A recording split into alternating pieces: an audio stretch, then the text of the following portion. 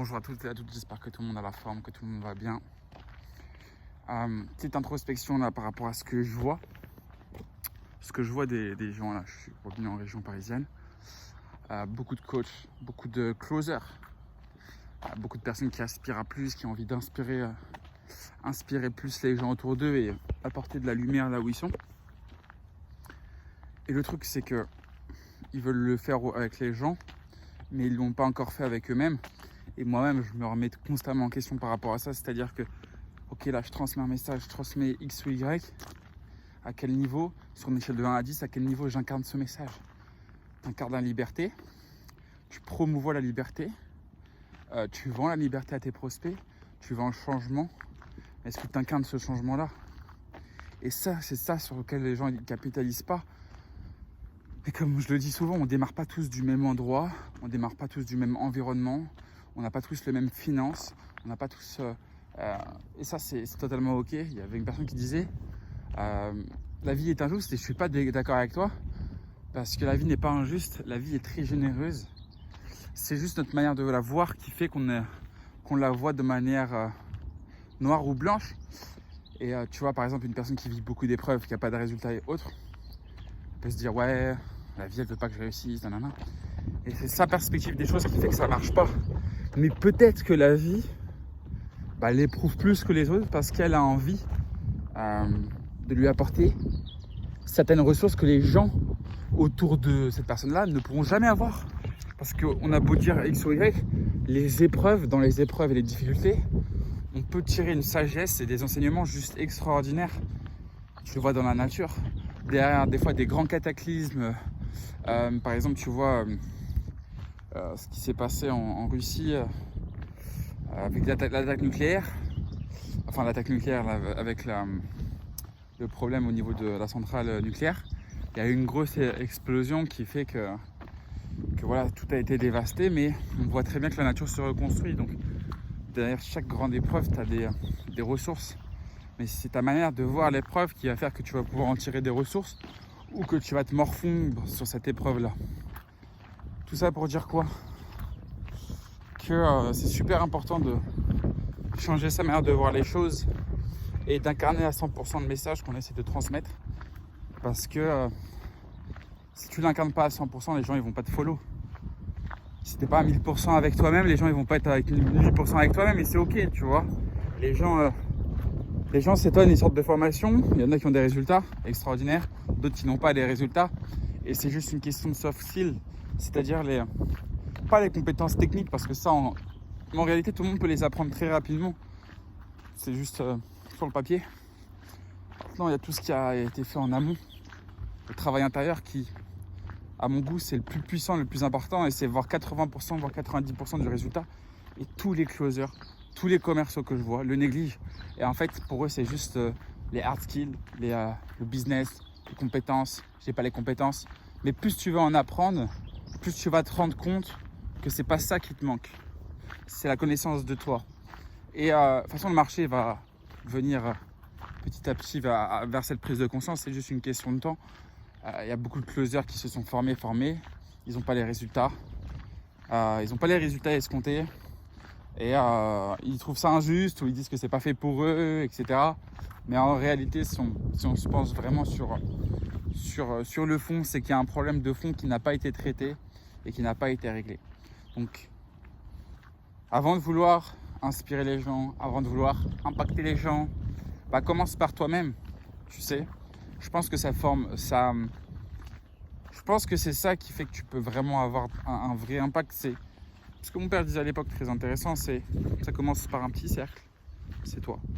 Après, ça grandit un petit peu, c'est ta famille. Après, ça grandit un petit peu, c'est des coachés qui t'ont fait confiance. Et ainsi de suite, ainsi de suite. Et plus. Mais le problème, c'est que si le premier cercle, c'est-à-dire toi, tu n'as pas réussi à lui apporter ce dont il avait besoin, c'est-à-dire sécurité mentale, sécurité émotionnelle, sécurité financière, et que tout ça, tu n'as pas réussi encore à le matérialiser et l'incarner, c'est très très dur d'agrandir ton cercle.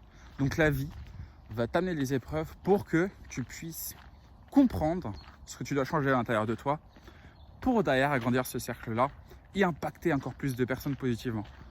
Donc, first of all, commence par toi-même. Commence par toi-même. Apporte-toi du positif au quotidien. Change ta perspective avant de vouloir changer la perspective que tu as sur le monde. Change la perspective que tu as sur toi-même. Commence à t'aimer plus, te respecter plus, te mettre en priorité. Miser sur toi, tu vois, je pense que ça a été moi perso le déclencheur. Quand je dis miser, c'est miser du temps, miser de l'énergie, miser de l'attention, miser de l'argent. Là où tu mets ton argent, ça en dit long sur qui tu vas devenir. Forcément, tu mets ton argent dans des fast-food, malheureusement, tu risques d'être à l'image de ce que tu achètes. Donc, moi, à titre personnel, je me fais plaisir de temps en temps, mais ça en dit long comment tu dépenses ton argent. Ça en dit long avec qui tu passes du temps. Et avant de vouloir développer plus, commence à te dire, ok, comment je peux prendre soin de déjà ce que j'ai aujourd'hui.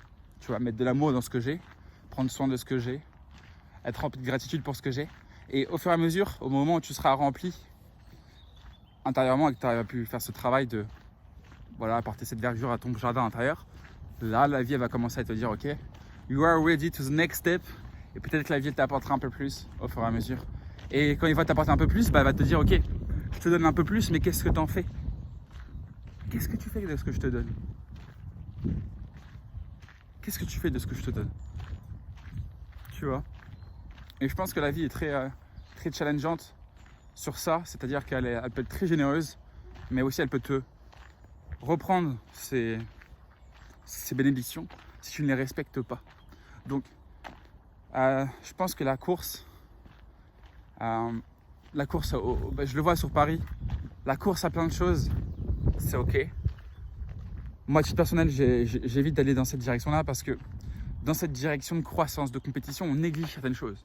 Tu vois, dans le sport de haut niveau, beaucoup de sportifs, ils ont passé leur vie à donner tout au sport, dans les excès, dans le challenge, dans la compétition, et ils ont oublié plein d'essentiels. Leur famille, leur santé, toutes les richesses que la vie leur a apportées, qu'ils ont décidé de ne pas en prendre soin. Et moi, ce que je te recommande aujourd'hui, c'est commence par ce petit cercle qui est toi et essaye de te remplir de joie à chaque petite victoire que la vie t'apporte. Et au fur et à mesure du temps que tu vas changer ce qu'il y a à l'intérieur de toi, changer tes émotions, changer ta perspective de toi, de ton monde extérieur, etc. Là, tu peux agrandir le cercle et là, tu peux agrandir l'impact. Donc, être un grand leader, ça commence par le faire avec soi-même, s'inspirer soi-même. Pour être inspirant, il faut être inspiré. Donc, inspire-toi toi-même. Et au fur et à mesure du temps, tu vas voir que tes résultats vont changer. Les gens que tu vas croiser vont changer. Et je pense que c'est ça qu'il faut retenir dans cette histoire. Parce que ça fait 8 minutes que je parle. C'est réellement... se remplir.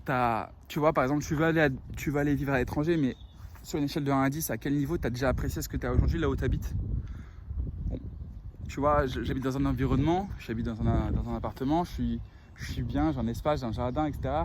Mais à quel niveau j'en profite déjà? Je veux plus, je veux faire des conférences, etc. Mais est-ce que je profite déjà de ce que j'ai? Et je pense que c'est ça, et respecter, c'est prendre soin d'eux. Donc, avant de vouloir plus de résultats, à quel niveau tu prends soin de ce que tu as déjà, okay? Avant que la vie te fasse passer à la next step. Ok?